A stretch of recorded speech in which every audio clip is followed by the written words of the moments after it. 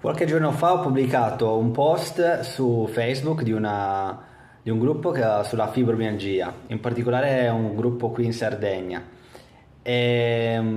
Semplicemente parlando che i dolori cronici sono dovuti dal cervello che è diventato neuroplastico, ipersensibile, scusate, e quindi che l'approccio sarebbe stato quello psicologico, quello diciamo più idoneo tra tutti quegli approcci che probabilmente avete già provato.